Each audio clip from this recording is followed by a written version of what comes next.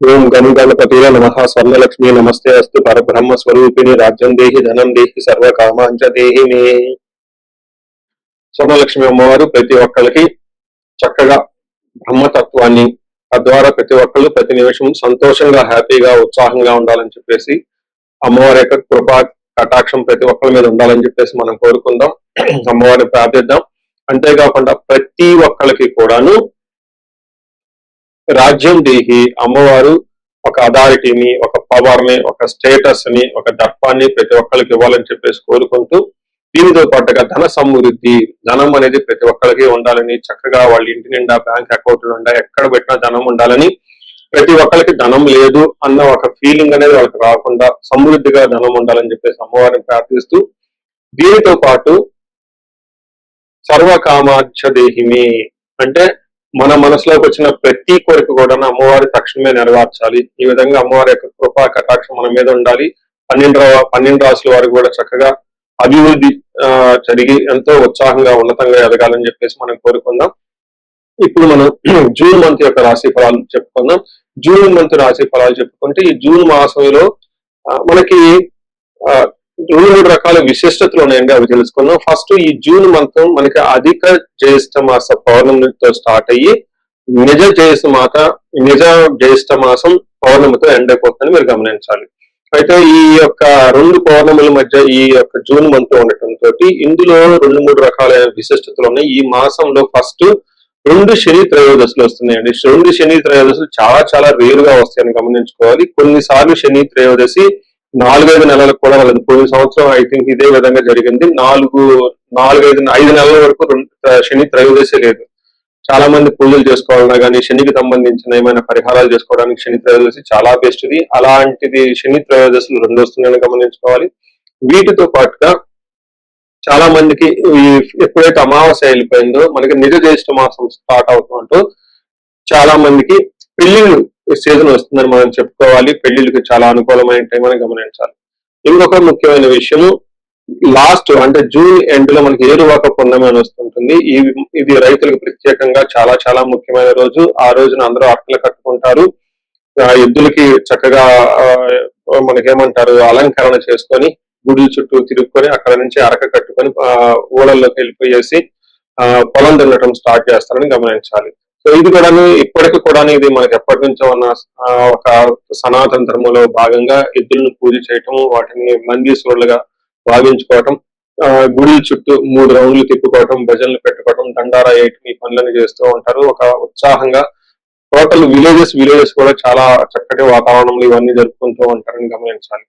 So ఇది ఈ June month లో ఉన్న యొక్క విశిష్టతలు, ముఖ్యమైన పండగలు, అలానే ముఖ్యమైన ఇంపార్టెంట్ డేట్లను మనం చెప్పుకున్నాం. ఇప్పుడు ఇంకొకటి చెప్పుకోబోతున్నాం, అది జ్యోతిష శాస్త్రం ప్రకారంగా గ్రహాల గురించి. జూన్ మాసంలో 5 గ్రహాలు మారుతూ ఉన్నాయండి. 28వ తారీఖున అంటే నెల బిగిన అవ్వక ముందే బుధుడు మారుతూ ఉన్నారు. వీళ్ళతో పాటు శుక్రుడు, కుజుడు, సూర్యుడితో మారుతూ ఉన్నారు జూన్ మాసంలో. ఇంకా ముఖ్యమైనది సంవత్సరానికి ఒక్కసారి మారే గ్రహం ఏంటంటే గురువు మారుతూ ఉన్నారు. ఈ గురువు జూన్ 2వ తారీఖున మారుతూ ఉన్నారు. అంటే మనం జూన్ మంత్ లో 5 గ్రహాల యొక్క ప్రభావం ఎలా ఉండబోతుంది అనేది మనం చెప్పుకుంటూ ఉన్నాం అనమాట. మనం జూన్ మంత్ లో తులారాశి ఫలాలు చూసుకుందాం. తులారాశి వాళ్ళకి చాలా మిక్స్డ్ గా ఉంటుందని గమనించుకోవాలి. అన్ని గ్రహాలు కూడా ఒక సైడ్ లో మంచి, ఒక సైడ్ లో చెడు, ఒక సైడ్ లో అనుకూలం, ఒక సైడ్ లో ప్రతికూలం, కొంచెం అప్స్ అండ్ డౌన్స్ తో ఉంటుందని గమనించాలి. తులారాశిలో ముందు డీటెయిల్స్ చెప్పుకునే ముందు ఇందులో ఉన్న నక్షత్రాలు చిత్తా 3-4 పాదాలు, స్వాతి 1-2-3-4 పాదాలు, స్వాతి 1-2-3-4 పాదాలు, విశాఖ 1-2-3 పాదాలంతా ఇందులో ఉంటారు. పేరు బలం చూసుకుంటే వీళ్ళకి రారి, రూరో, తాతి, తూతే అన్న లెటర్స్ కూడా ఇందులో ఉంటాయని గమనించాలి. మన లఘు గోచారం, సూక్ష్మ గోచారం పద్ధతి చూసుకుంటే వీళ్ళకి చుట్టూ వాతావరణం ద్వేషపూరితమైన వాతావరణం ఉంటుంది. అంటే వీళ్ళు పక్కన బంధువులు, కొలీగ్స్, తెలిసిన వాళ్ళంతా వీళ్ళని అనవసరంగా ద్వేషించే అవకాశం ఉంటుంది. తర్వాత వీళ్ళు మానసికంగా ఏదో ఒకటి బాధపడుతూ ఉంటారు. ఆటంకాలు ఎక్కువగా ఉంటాయి. విఘ్నం అంటే ఆటంకాలు ఎక్కువ ఉంటాయి. దీనితో పాటుగా కలహము, గొడవలు కూడా అయ్యే అవకాశం ఉంటుంది. సో చూసారు కదండి, ఏ గ్రహం చూసుకున్నా కానీ కొంచెం ఇబ్బంది పెట్టే విధంగా ఉంది. కాబట్టి ఈ రాశి వాళ్ళు కొంచెం నిదానంగా చూసుకొని ఆచి తూచి అంటారు చూడండి, అలా ఆచి తూచి నిదానంగా స్టెప్స్ వేసుకుంటూ వెళ్ళిపోతే ఈ మంత్ చాలా బాగుంటుంది. అందులో 9వ స్థానంలో సూర్యుడు ఉన్నాడండి. సూర్యుడు 9వ స్థానానికి వెళ్ళిపోతే ఫాదర్ రిలేటెడ్ కొంచెం హెల్త్ కాంప్లికేషన్స్ ఉండటం, వీటితో పాటు లాంగ్ జర్నీలు చేసేటప్పుడు ఇబ్బంది పడిపోయే అవకాశం ఉంటుంది. మనకి ఫస్ట్ ముందుగా సంస్కృతంలో ఏముందో చూద్దాం. మన పురాతనమైన అత్యంత ప్రాచీనమైన జ్యోతిష శాస్త్ర గ్రంథాల్లో వివరించిన శ్లోకం ఒకటి చూసుకొని దాని ప్రకారం మన రియల్ లైఫ్ లో ఎలా ఉంటుందో చూద్దాం. ఇందులో శ్లోకం చూసుకుంటే నిందాపరాధ కలహం నిర్దోషచ్చ ధనక్షయం పుణ్యలాభార్థ నాశాచ విచారే నవమే రవి అంటారు. అంటే నిందాపరాధ అంటే వీళ్ళలో ఎలాంటి తప్పు లేకపోయినా కానీ వీళ్ళ మీద నిందలేస్తారు, వీళ్ళ మీద అబండాలేస్తారు, వీళ్ళని తిట్టి పోస్తూ ఉంటారని మీరు తెలుసుకోవాలి. అంతేకాకుండా నిర్దోషచ్చ కలహం అంటే ఏమవుతుంది, వీళ్ళది ఎలాంటి దోషం లేకపోయినా కానీ మీరు ఏదో తప్పులు చేశారంటే మీతో గొడవలు పెట్టుకునే వాళ్ళు ఎక్కువ ఉంటారు. ధనక్షయం ధనాన్ని కోల్పోతూ ఉంటారు. పుణ్య లాభార్థ నాశచ్చ అంటే మంచి ఉద్దేశంతో మీరు ఏదైనా పని చేస్తే అది మీరు ఆ యొక్క పనిని మంచి రిజల్ట్ రాకుండా ఇబ్బంది పెట్టే అవకాశం ఉంటుంది. అంటే టోటల్ గా ఏ పని చేసినా కానీ కొంచెం ఒడిదుడుకులతో ఉండే అవకాశం ఉంటుందని మీరు గమనించుకోవాలి. అయితే ఓవరాల్ గా ఇబ్బందులు అయితే ఉంటాయి కానీ సూర్యుడు మంచి చేస్తాడు అని మీరు గమనించుకోవాలి. అలానే కుజుడు 7వ స్థానంలో ఉండటం అగైన్ ఇది కూడా మిక్స్డ్ రిజల్ట్ ఇస్తుందని చెప్పుకోవాలి. ఇందులో పాజిటివ్ సైడ్ చూసుకుంటే ప్రాఫిట్స్ వచ్చే అవకాశం ఎక్కువగా ఉంటుంది, కానీ ధనం కూడా లాస్ అయ్యే అవకాశం కూడా ఈక్వల్ గా ఉంటుందని మీరు చెప్పాలంటే ప్రాఫిట్స్ వస్తే ఇటు ధనం కూడా పోతుందని తెలుసుకోవాలి. ఇందులో సంస్కృతంలో మనకేం చెప్తుంటే అన్న వస్త్రాది రాహిత్యం సదా క్లేశ జీవనం స్వబంధు ధీ కువార్త పుత్ర పాత్రోణం క్రోధ సప్తమగే కుజ అంటారు. అంటే ఈ టైంలో అన్న వస్త్రాది రాహిత్యం సరైన ఫుడ్ లేకుండా ఉండే అవకాశం ఎక్కువగా ఉంటుంది. సదా క్లేశం మనసులో ఎప్పుడో ఒక చోట బంధువులతో వాళ్ళతో గొడవలు పడే అవకాశం ఉంటుంది, ఇబ్బందులతో కూడుకొని ఉంటారు. తర్వాత కువార్త అంటే ఒక చెడు వార్త మిమ్మల్ని చేర్చి మీరు వినే అవకాశం ఉంటుంది. దాంతో అంతేకాకుండా పుత్రులతోటి భాతృణం అన్నదమ్ములతోటి గొడవలు పడి కోపడగించుకున్న పరిస్థితులు ఉంటాయని చెప్పుకోవాలంటే బేసికల్ గా ఇక్కడ ఫుడ్ డైట్ ఎక్కువగా మెయింటైన్ చేయడం, ఇంటర్ పర్సనల్ స్కిల్స్ ని ఎక్కువగా మెయింటైన్ చేయాలని చెప్పుకోవాలి. మనకి ముఖ్యంగా 3వ ముఖ్య గ్రహం చూసుకుంటే ఇది మనకి శుక్రుడు అని చెప్పుకోవాలి. శుక్రుడు వీళ్ళకి 10వ స్థానంలో ఉండటంతో అంత అనుకూలమైన పొజిషన్ గా ఉండదు, కొంచెం గొడవలు అవుతూ ఉంటుంది. పర్టికులర్ లేడీస్ తోటి లేదంటే జేడీస్ ఉంటే జెంట్స్ తోటి గొడవలు అవుతూ ఉంటుంది, భేదాభిప్రాయాలు ఉంటుంది, వర్క్ ఎన్విరాన్మెంట్ లో కొంచెం ఇబ్బందులు పడే అవకాశం ఉంటుందని గమనించాలి. ఇది 10వ స్థానంలో శుక్రుడు అంటే ఏమవుతుందంటే వెకులం చైవ నిస్సత్వాన్ని అర్ధానాశనం రిపో భయం స్త్రీ సౌఖ్య హాని మాప్నోతి దశమస్తే భవేత్ భృగు అని చెప్తారు. అంటే వెకులం దాని ప్రకారం మనసులో ఏదో ఒక బాధతో ఒక చింతిస్తూ ఉండే అవకాశం ఉంటుంది. నిస్సత్వం అంటే ఏమీ చేయలేని ఒక పరిస్థితిలో ఉంటారు. అర్ధనాశం ధనం కోల్పోతూ ఉంటారు. శత్రువుల వల్ల భయము అని చెప్తూ ఉంటారు. వీటన్నిటితో కూడా ఇంకొక ముఖ్యమైనదంటే స్త్రీ సౌఖ్య హాని మాప్నోతి అంటే స్త్రీల వల్ల వీళ్ళకి కొంచెం ఇబ్బందులు పడే అవకాశం ఉంటుంది. ఇన్ కేసు స్త్రీలు అయితే కనుక పురుషులతో ఇబ్బంది పడే అవకాశం ఉంటుంది. ఉద్యోగంలో లాభాలు అవన్నీ కలుగుతాయి. దీంతో పాటు కొంచెం మిక్స్డ్ రిజల్ట్ ఉంటుంది. అయితే పాజిటివ్ సైడ్ ఎక్కడ ఉంటుందండి, ఎడ్యుకేషన్ చేసే వాళ్ళకి ఎడ్యుకేషన్ ప్రకారంగా చాలా బాగుంటుంది. కొత్తగా వెహికల్స్ కొనుక్కోవాలి, ఇలాంటి భూములు కొనుక్కోవాలి, కంఫర్ట్ లగ్జరీగా ఉండే ఐటమ్స్ కొనుక్కునే వాళ్ళకి చాలా అనుకూలంగా ఉంటుందని మనం చెప్పుకోవచ్చు.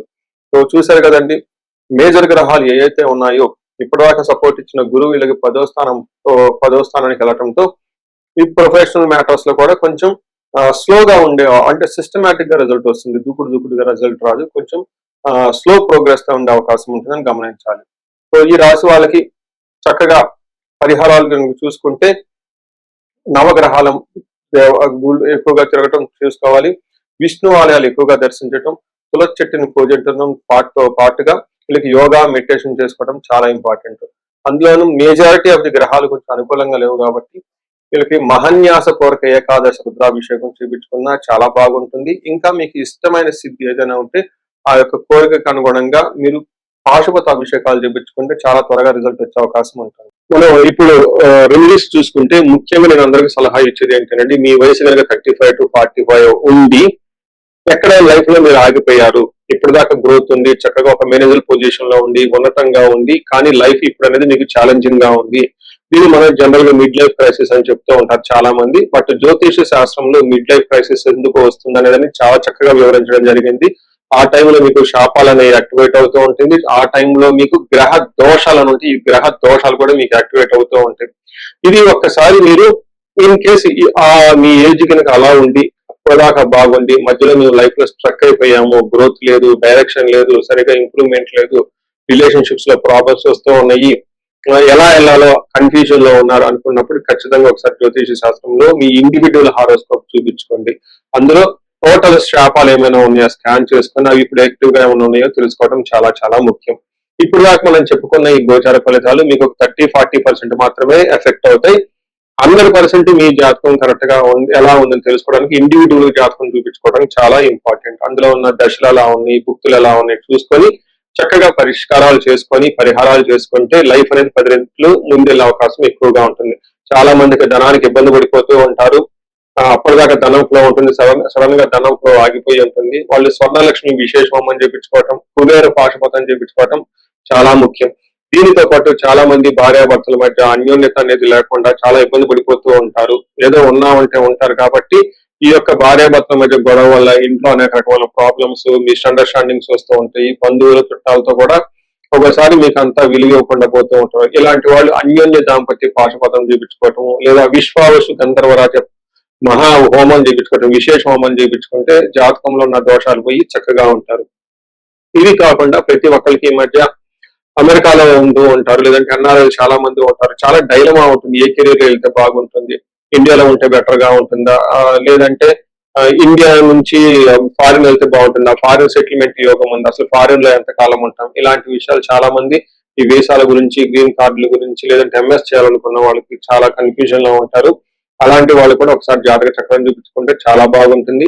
యూజువల్ గా వీసాలు రావడానికి నేను మన్యు పాశుపత అభిషేకం విత్ రాహు గ్రహానికి శాంతులు ఎక్కువ చేస్తూ ఉంటాను. ఇలా రాహువుకి సంబంధించి మన్యు పాశుపతం చేస్తే వీటితో పాటు లక్ష్మీ గణపతి జపము, ఎక్కువ స్వర్ణలక్ష్మి జపం చేసుకుంటూ ఉంటే ఇక్కడ ఫారిన్ లో ఈ వీసా ప్రాసెసింగ్ లేదంటే ఈ డాక్యుమెంటేషన్ వర్క్ అనేది చాలా చక్కగా ఫాస్ట్ గా ఎలాంటి ఆటంకాలు లేకుండా అయ్యే అవకాశం ఉంటుంది. ఇది కాకుండా ఇంకా మీరు ఏమైనా ఇండివిజువల్ గా మీకు ఛాలెంజెస్ ఉన్నాయి, హెల్త్ బాగలేదు, మహామృత్యుంజయ హోమము, ఇంకా ఏమైనా మీకు మీ యొక్క శత్రు బాధలు విపరీతంగా ఉన్నారు, చండీ హోమం చేయించుకోవటం, చండీ హోమంతో పాటు ఇంకా మీకు విపరీతమైన మిమ్మల్ని ఇబ్బంది పెట్టేసి మిమ్మల్ని భయభ్రాంతులకు గురి చేసే వాళ్ళు ఎక్కువగా ఉన్నారు, బగలాముఖి జపము హోమము ఇవి చేయించుకుంటూ ఉంటే మీ చుట్టూ ఒక మంచి ప్రొటెక్టివ్ ఎన్విరాన్మెంట్ ఉంటుంది. సో ఈ మధ్యకాలంలో ఎక్కువగా నేను చండీ హోమాలు కూడా చక్కగా చేస్తూ ఉన్నాను. సాఫ్ట్వేర్ వాళ్ళకి, రాహు దశ నడిచిన వాళ్ళకి, రాహు అంతర్దశలు ఉన్న వాళ్ళు, ఇంకా నేను చాలా మందికి కాసప దోషాలు కూడా దగ్గరుండి చక్కగా నా ఆధ్వర్యంలో పూజలు చేపిస్తూ ఉన్నాను. ఇలాంటి వాళ్ళు మీ ఇండివిడ్యువల్ జాతకంలో ఒకసారి చూపించుకొని ఎక్కడైనా మీ లైఫ్ స్ట్రక్ అయ్యాము అనుకుంటే వాటికి చక్కగా ఎందుకు కారణం తెలుసుకొని పరిష్కారాలు తెలుసుకోవటం వల్ల మీ లైఫ్ 10 ముందుకెళ్లే అవకాశం ఎక్కువగా ఉంటుంది. మీ అందరికి అష్టలక్ష్మి కృప కలగాలని, అలానే అష్టైశ్వర్యాలు భోగభాగ్యాలు కలగాలని చెప్పేసి నేను కోరుకుంటున్నాను. నమస్తే.